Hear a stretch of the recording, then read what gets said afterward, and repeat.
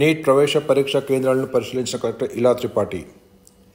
మే 4న నిర్వహించనున్న నీట్ ప్రవేశ పరీక్షకు పరీక్ష కేంద్రాల ఏర్పాటు విషయమై జిల్లా కలెక్టర్ ఇలా త్రిపాఠి నేడు నల్గొండ జిల్లా కేంద్రంలోని పలు పాఠశాలను పరిశీలించారు. నల్గొండ జిల్లా కేంద్రంలోని చెల్లపల్లి వద్ద ఉన్న విపస్య పాఠశాల, అలాగే మీర్బా కాలనీలో ఉన్న నల్గొండ పబ్లిక్ పాఠశాలలో నీట్ పరీక్షా కేంద్రాల ఏర్పాటుకై మౌలిక వసతులను సంబంధిత అధికారులతో కలిసి పరిశీలించారు.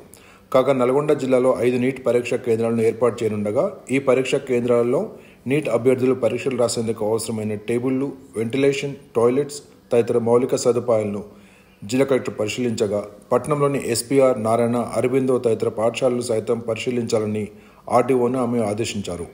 జిల్లా కలెక్టర్ ఆదేశాల మేరకు వై అశోక్ రెడ్డి పై 3 పాఠశాలను తనిఖీ చేసి అక్కడున్న మౌలిక సదుపాయాలను పరిశీలించారు.